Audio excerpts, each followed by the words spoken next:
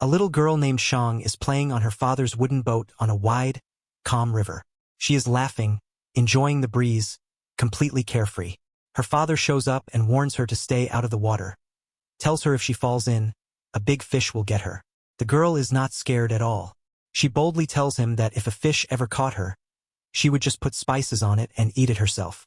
Her father laughs, then takes it further, warning her that the devil would come and eat her instead. She waves the whole thing off, insisting that demons are not real. Her father decides to test that confidence. He grabs his fishing net, throws it in her direction, and pulls the scariest face he can manage. She immediately bursts into tears. He feels terrible, so he jumps into the river and starts doing silly tricks in the water to cheer her up. It works. She is clapping and giggling again. Then everything stops. Something massive rises from the deep water. A demon, a terrifying creature living beneath the river, shoots up and grabs her father. It drags him through the water at full speed. His screams carry across the entire river and reach the village. Every single villager hears it. They rush to the riverbank and just stand there, frozen. Nobody dares move. The village calls in a priest. This man shows up full of confidence, performs a loud ceremony, and throws a bomb straight into the river. Big explosion. Water shoots everywhere. And then a large manta ray floats to the surface, dead. The priest raises his hands and announces to the crowd that the demon has been destroyed and everyone is safe. The villagers stare at the dead fish and actually start to believe him. They agree the fish killed a man and must be punished. They offer the priest gifts and money as a reward. But right before anything happens, a thin, ordinary-looking young man steps forward from the crowd. His name is Tang Sanzang. He looks at the manta ray, then looks at the crowd, and tells them clearly that they are making a big mistake. He explains that manta rays are innocent creatures that do not attack people. The villagers look confused. Someone asks who he is. Tang identifies himself as a Buddhist demon hunter, a man whose job is to find and catch demons. The fake priest is furious.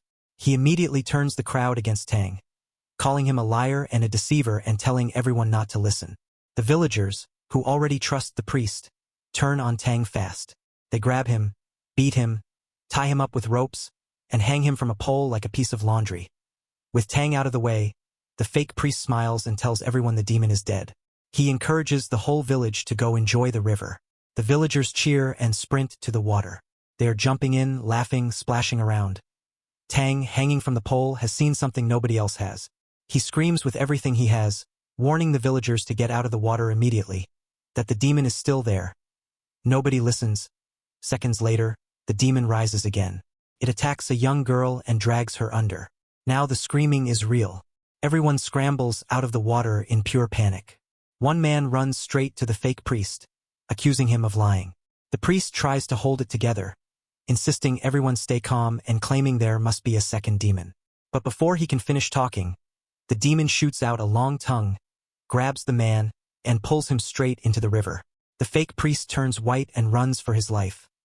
The demon is not done. It grabs the village headman as well, pulling him under. Total chaos. People are running in every direction, screaming, falling over each other.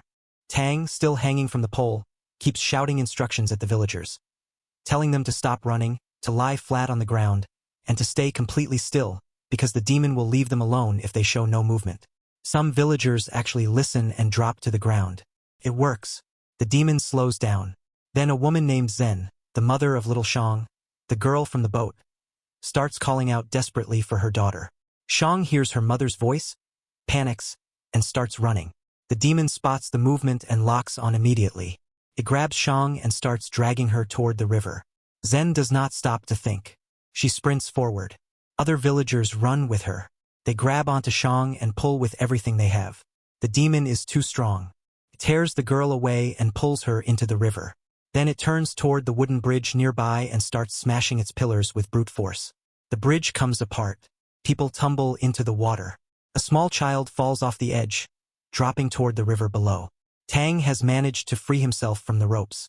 He spots the falling child, jumps onto a water-filled wooden swing nearby, uses it to launch himself across the gap, and grabs the child just before hitting the water. He lands safe, but the demon slams its tail into the remaining bridge supports and destroys them one by one. Tang falls. The demon lunges at him, but Tang moves just fast enough and the demon crashes into a massive wooden block instead, getting itself stuck. Tang sees the opening. He grabs the fake priest, who is now completely terrified and useless, and the two of them jump onto the wooden block, trying to tilt it so the demon slides onto land. The demon is enormous. They cannot move it. Villagers rush over to help. Still nothing. Then the ground starts shaking. A large, powerfully built woman comes charging toward the river at full speed. She does not slow down. She leaps onto the wooden block with her full body weight. The whole thing tips over and the demon slides right off onto the dry ground, crushing the fake priest underneath it. On land, the demon slowly transforms back into its original human form, just a man lying there.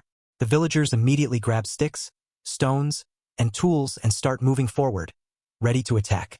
Tang steps in front of them and holds up his hands, telling them to stop and let him handle it.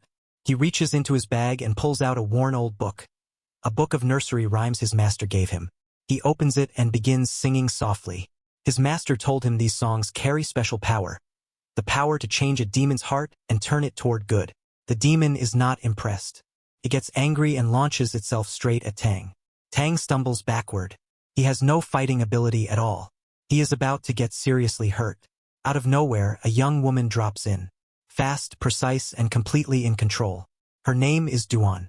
She attacks the demon with powerful, accurate strikes, then pulls out a piece of cloth, wraps the demon tightly inside it, and ties it off. The demon is trapped inside the cloth like a puppet. Done. Duan walks over to Tang and asks if he is also a demon hunter. Tang holds up his nursery rhyme book and confirms that he is, explaining that his master always told him he has a natural talent for it. Duan looks at the book, then looks at Tang, then laughs. She raises her wrist and shows him the magical bracelet she actually uses to fight demons. The villagers rush over and celebrate Duan with tremendous gratitude. Tang stands alone to the side. He returns to his master and admits quietly that he has failed again. His master sits him down and explains something important. The river demon was not always evil. Long ago, he was a kind man who saw a child near the river and jumped in to save the child from drowning. The villagers misunderstood the situation completely, attacked the man, killed him, and threw his body into the river. His soul, full of rage and grief, became the demon that terrorized the village. Tang asks his master whether the nursery rhymes really work, whether they can truly turn a demon toward good. His master tells him that killing a demon is not the greatest achievement. Changing a demon's heart is the truly great work. When Tang fully understands what he is doing, he will understand the real power of those songs. The story moves to a restaurant in another part of the land. A young couple walks in and finds the place completely empty. A waiter appears from the back, welcomes them warmly, and begins bringing out food. The food is extraordinary, unlike anything they have ever tasted. The couple is amazed. Then the chef walks out. He is handsome and charming, moving with confidence. The young woman is immediately fascinated and keeps trying to get his attention. He ignores her completely. When she will not stop, the chef opens his mouth and releases an ear-splitting, inhuman sound. The couple is thrown into absolute terror. They try to run, but the chef, who is actually the pig demon, a dangerous and powerful monster in disguise, pulls out his weapon and kills them both. The entire restaurant, the warm welcome, the incredible food, all of it was an illusion, a trap set by the pig demon and his demon companions to lure and destroy humans. The next day, Tang arrives at that exact same restaurant. Unlike the couple, Tang can see through the illusion. He walks in knowing full well what is hiding inside, and announces himself as a demon hunter who is not fooled by the act. The demons inside go berserk and attack him all at once. Tang has no fighting ability. He is overwhelmed almost instantly. Then Duan shows up again. She tears through the demons one by one with her bracelet. But she knows the real threat, the pig demon himself, is still hiding somewhere inside. She stands in the middle of the wrecked restaurant and calls out at the top of her voice, daring the pig demon to come out and face her if he has any courage. The pig demon steps forward. Enormous, built like a wall. A brutal fight breaks out.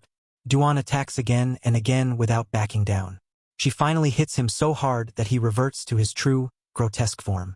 She then instructs Tang to get close. She explains that all the pig demon's evil power is stored in its throat, and Tang needs to reach in and physically draw it out. Tang is revolted. The demon's face is terrifying and disgusting, but he forces himself to do it. He squeezes the demon and pulls the evil out through its throat. The pain is immense. Duan quickly removes the evil from Tang's mouth and wraps it tightly in cloth. The cloth rips apart. The evil is too powerful. The pig demon breaks free. Duan grabs Tang and they run. When they finally stop, the entire restaurant is gone, completely destroyed behind them. Duan is frustrated. She points out that they could have earned a large reward if they had managed to hold the pig demon, but he was simply too powerful to contain. Tang tells her that money is not what he is after. He wants to capture demons and turn them into good people. Duan tells him flatly that if he keeps chasing that idea, it is going to get him killed. Tang thanks her genuinely for saving his life. Something about his honesty and sincerity gets to her. She tells him she is falling for him and asks him to kiss her. Tang turns red and immediately runs away.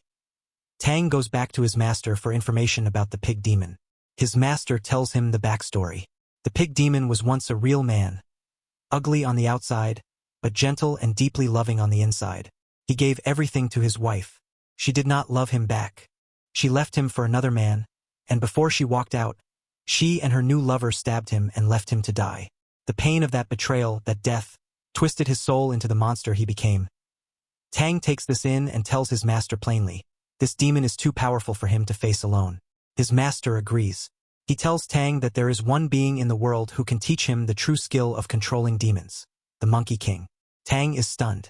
He points out that the Monkey King is just a legend, that no one has actually seen him.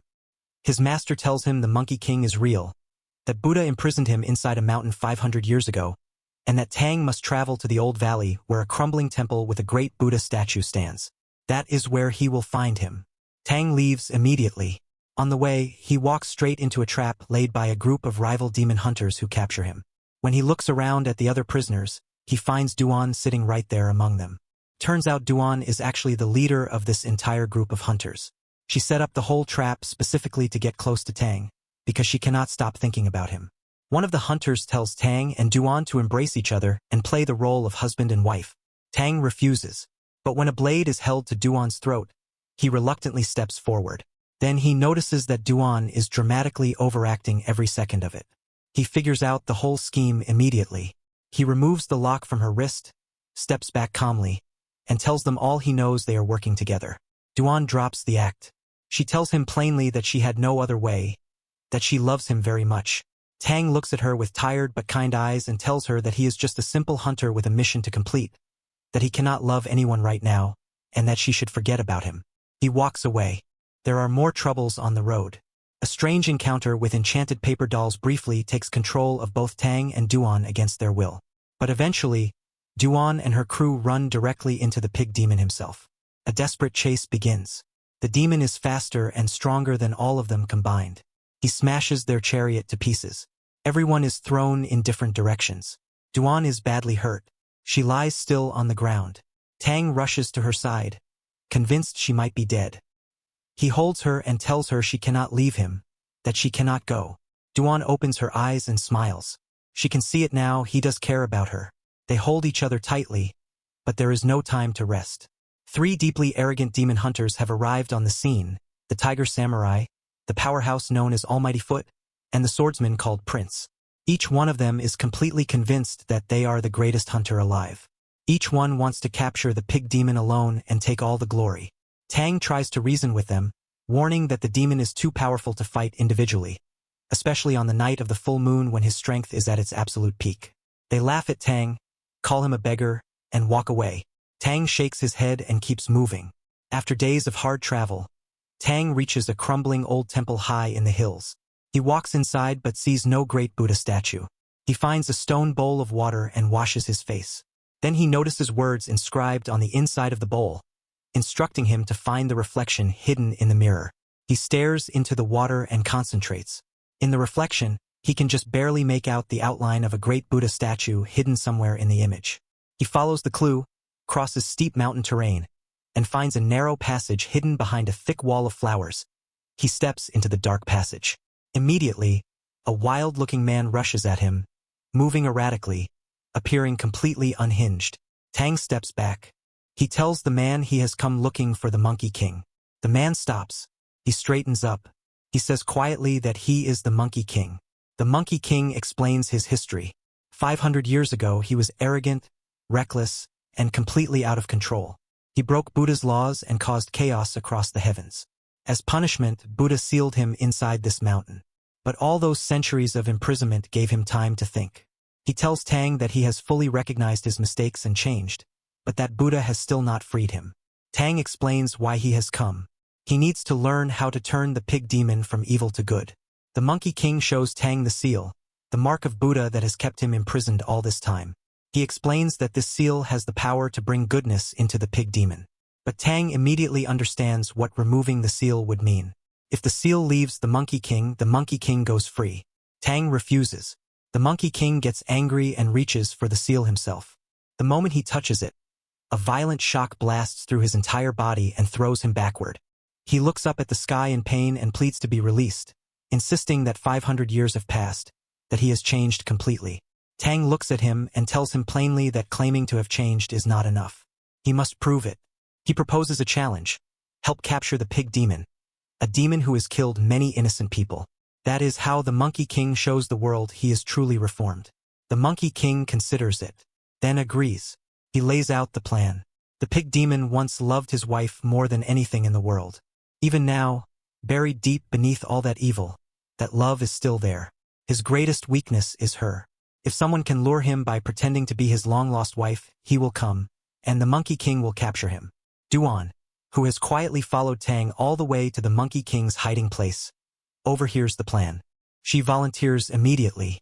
She begins dancing in the open to draw the demon out. The pig demon spots her and charges forward, convinced his wife has returned. He attacks Tang first, but Duan fights back and creates just enough of a window. The Monkey King grabs the pig demon, drags him into the cave, and through the power of the seal transforms him back into a pig. Duan wraps the transformed demon in cloth the same way she secured the river demon earlier. She hands both demon puppets to Tang. Then she turns to face him. She takes her magical bracelet, the most powerful and important thing she owns, and carefully shapes it into a ring. She slides it onto Tang's finger and tells him softly that she wants to marry him. Tang stares at the ring. He tries to pull it off. It will not move. He pulls harder. Nothing.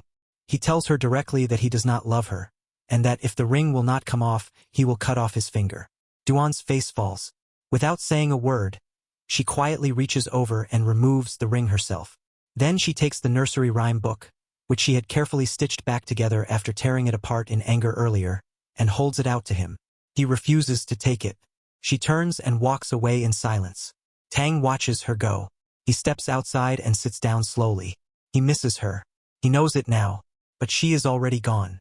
He reaches down and picks a single lotus flower from the ground. The moment he touches it, every flower surrounding it crumbles instantly to ash. The seal is broken. The Monkey King is free. He appears behind Tang with a wild grin and immediately attacks him, celebrating his freedom by throwing Tang around like a ragdoll. Tang is badly hurt but refuses to stop reciting from his nursery rhyme book, holding on to his belief in Buddha with everything he has left. The three arrogant demon hunters reappear, Tiger Samurai, Almighty Foot, and Prince, and decide this is their moment to take down the Monkey King and claim the glory. Tiger Samurai attacks first and is dropped in moments. Almighty Foot concentrates all his power into one foot, transforming it into the massive leg of a giant bull, and crashes it down on the Monkey King. The Monkey King catches it and drives a hole straight through it. Prince draws every sword he has, charges, and combines all his weapons into one enormous blade. He swings with everything he has. The Monkey King catches it with his staff and the sword shatters into pieces. Then the Monkey King releases a wave of pure destructive sound energy from deep within himself and burns all three hunters to the ground at once. Then he turns his full attention to Tang. At that moment, Duan comes running back. She launches herself at the Monkey King with her bracelet. He grabs her and breaks her arms and legs. She collapses to the ground. Tang sprints to her side and holds her. She looks up at him and asks him weakly if he does not want her, that she came back because she loves him. Tang's voice breaks. He tells her he has been crazy about her since the moment he first saw her, and that he will always love her. She tells him she cannot stay with him forever, and asks him to hold her. Tang wraps his arms around her and slides the bracelet ring back onto his finger. Then the Monkey King grabs Duan and hurls her body high into the sky. She is gone. Tang kneels alone on the ground, completely broken. The Monkey King stands over him and taunts him. The girl he loved is destroyed, and now he wants to know what Tang's beloved Buddha is going to do about it. Tang is shattered. But he does not give up. He opens the nursery rhyme book and begins reciting from it with everything he has. And then something extraordinary happens. He realizes the truth. When Duan stitched the torn book back together, she accidentally joined the pages in a completely new order. That new arrangement did not produce nursery rhymes. It had turned them into the ancient, sacred mantras of Buddha himself. Tang had been reciting Buddha's own words the entire time, without knowing it. Now, reciting them with full awareness, full grief, and complete belief, golden light erupts from Tang's body. Buddha's power surrounds him entirely. The Monkey King attacks. The light blocks him. He attacks again. Blocked again. In fury, he turns and smashes the great stone Buddha statue standing behind Tang, destroying it completely. Then, slowly and enormously, the real Buddha appears in the sky above the earth. A giant hand descends from the heavens. The Monkey King sees it. He transforms into a mighty gorilla and pushes upward against the descending hand with every ounce of strength he possesses. He fights as hard as anything has ever fought. It does not matter. The hand of Buddha is infinite and unstoppable. The Monkey King is pushed down, down, down, and sealed once more beneath the great palm. Not inside a mountain this time. Inside a divine realm. When the light fades, the Monkey King appears before Tang in human form. Tang steps forward. He takes the bracelet ring Duan's gift from his finger. He carefully shapes it into a small golden crown and places it gently on the Monkey King's head. The Monkey King has been truly reformed. Tang returns to his master one final time. His master tells him that he has now understood the true purpose of his life. Tang agrees. He tells his master that the world is full of suffering, and that it is not his job to end all of it. His job is to bring change, one heart at a time. To do that, he must travel west to India and seek out the sacred books of Holy Scripture kept there. His master warns him that the journey will be long and extremely dangerous. Tang already knows. His master tells him one more thing. He will not be going alone. The three demons who caused so much destruction and pain, the water demon, the pig demon, and the Monkey King, have all been reformed through Tang's actions, his unshakable belief, and the love that cost him everything. All three have taken human form. All three are changed. They now carry the names Sha Wujing, Zhu Beiji, and Sun Wukong. Together, the four of them turn toward the south and begin walking. Tang moves forward into the vast open world. And somewhere out there, across the desert, he catches a glimpse of Duan's image looking back at him. The legendary journey to the west has begun.